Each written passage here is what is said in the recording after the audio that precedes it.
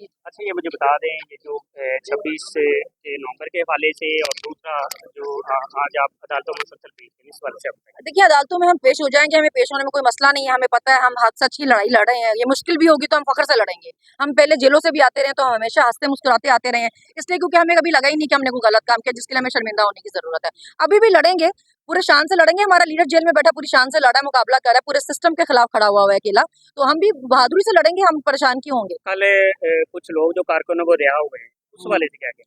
देखिए, लोग आप 2-2 साल आपने जितना लोगों पे ज़ुल्म करके देखना था, आपने देख लिया। अब उनको माफ़ियाँ दें, अब आप रहम करें उनके घरवालों पर। आप लोग लोगों को उस चीज़ की माफ़ी दे रहे हैं जो उन्होंने किया ही नहीं है। आप एक किसी की वीडियो बनाने पे अब जो कल एक लड़का छोड़ा है, वो बोल रहा था मैं वीडियो में डांस कर रहा था अपने कोर कमांडर हाउस के बाहर। तो उससे कौन इंस्टिगेट हो सकता है? मतलब उससे की क्या क़यामत आ सकती थी जो आपने उठा के उस लड़के को 2 साल बंद किया और फिर आप उसको पकड़ने के लिए खड़े थे। कोई थोड़ी हया कर लें, कोई थोड़ी शर्म कर लें, फिर आप कहते हैं नफ़रत बढ़ रही है अवाम में। जैसी हरकतें हैं, उससे मोहब्बत नहीं बढ़ने लगी कम से अच्छा, कम। कोर्ट लखपत में भी आप पेश हो रही, वहाँ भी जी, फर्द जुर्म का इशू चल रहा है, जी, यहाँ भी फर्द जुर्म के लिए आपको जी, आज तलब किया गया है, जी। तो आज फिर फर्द जुर्म आयद नहीं हो सकी थी, इस हवाले से क्या कहें? अब वो ये है कि इतने-इतने हज़ारों लोगों पे पर्चे किए हुए हैं। एक साथ किसी एक जलसे पे या एक जात पे 10-10 हज़ार बंदा पकड़ के बंद कर देते हैं और 10-10 हज़ार बंदे पे पर्चा कर देते हैं दहशतगर्दी का। वो सारे बंदे पूरे होंगे तो फर्द जुर्म आयद होगी ना। अब 10,000 बंदा एक दिन में आप कहाँ इकट्ठे करें? और हर शहर में केस है। मेरा सरगोदा में भी केस था। फिर वहाँ पे यहाँ की कॉज़ लिस्ट भेजी है, कभी मैं यहाँ पे 2 एक एक टाइम में मैं 2 जगहों पे तो नहीं हो सकती ना। सबके साथ यही हो रहा है। कभी कोई नहीं आता, कभी कोई नहीं आता, फर्द जुर्म वही की वही बैठी हुई है। मुज़ाकरात के हवाले से बताइए, दूसरा रोज़ है मुज़ाकरात के। मुज़ाहिरा तो जो कर रहे हैं उनको पता होगा पर मुझे इस बारे में कुछ नहीं पता लेकिन ये कि मुल्क के हालात देखने चाहिए। मुल्क आपका कहाँ पे खड़ा हुआ है, दुनिया पूरी में आपका तमाशा बना हुआ है, आपको थोड़ी उसकी हया करनी चाहिए। लोगों के हालात देखें, लोग खुदकुशियाँ कर रहे हैं, जो महँगाई के हालात हैं, जो पेट्रोल, गैस हर दूसरे दिन आप महँगी कर रहे हैं, उससे बेहतर है कि आप लोगों के लिए कोई काम करें। अपनी-अपनी ज़ाती जो दुश्मनियाँ और जो अनाएँ हैं ना, इनसे बाहर निकलें। उस्मा बुखारी के हवाले से बताइए, उसका कल बयान आया था। उफ़ अल्लाह वो इतनी में यूज़लेस हैं, वो तो सारा दिन बैठी वो बयान ही देती हैं, उनका और काम ही क्या उनको रखा ही सिर्फ़ इसलिए हुआ है, तो उनके बयानों पे क्या बयान देना, पता नहीं आप लोग इतनी इम्पोर्टेंस उनको क्यों देते हैं? हाँ।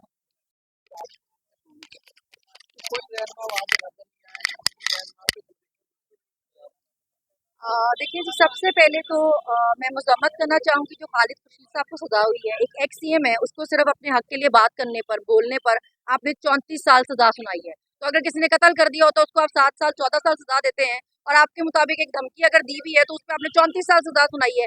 ये तो नाइंसाफ़ियाँ हो रही हैं हमारे साथ।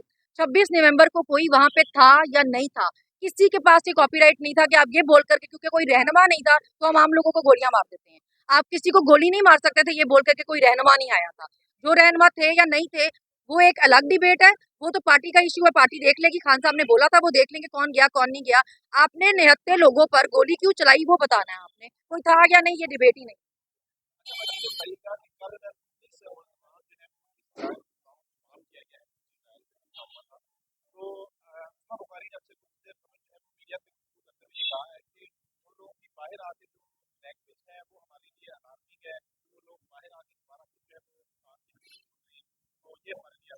देखिए, मुझे तो इस चीज़ पे हैरानी होती है कि कैसे कमाल बेशर्मी से जो सज़ाएँ बनती ही नहीं थी, जो कैद बनती ही नहीं थी, उसपे आप माफ़ियाँ बाँट रहे हैं लोगों को। आपको तो इसपे माफ़ी माँगनी चाहिए कि आपने लोगों के बेगुनाह बच्चे उठा के 2-2 साल जेलों में बंद किए हैं। किसी एक वीडियो पर, अभी कल जो एक लड़का छोड़ा है, किसी और सूबे में ये मज़ाक और ये तमाशा नहीं हो रहा जो यहाँ पंजाब में हो रहा है।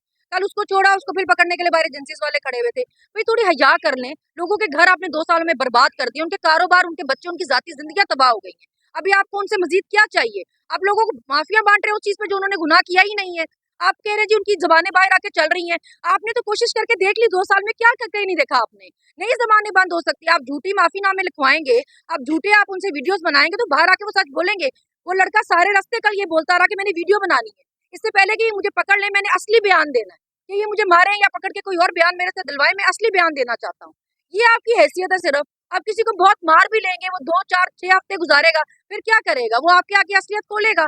अगर वो कह रहा था कल या लोग कह रहे थे कल कि अगर आपको लगता है अभी किसी को लगता है कि अभी हमारी इतनी नहीं है कि हम बदला ले सकें, लेकिन हम अपने बच्चों को कल क्या सिखाएँगे? आने हम तो आपसे नफ़रत करते हैं जो करते हैं, हमने जो अभी देखा है 2 सालों में, हमारी आने वाली नस्लें आपसे कितनी शदीद नफ़रत करेंगी। हमारे बच्चों ने जो सफ़र किया है उस वो उनका मकसद नहीं बनता था। उन्होंने क्या किया था वो जो ये सब बर्दाश्त करते, मगर उन्होंने देखा है, तो आपको क्या लगता है इससे मोहब्बतें बढ़ेंगी? आपके लिए कोई फूल झड़ेंगे मुँह से लोगों के? वो अलार्मिंग इसलिए क्योंकि आपने जो लोगों के साथ किया है, वो बोल रहे हैं। ना आप करते, ना वो ऐसी बातें करते।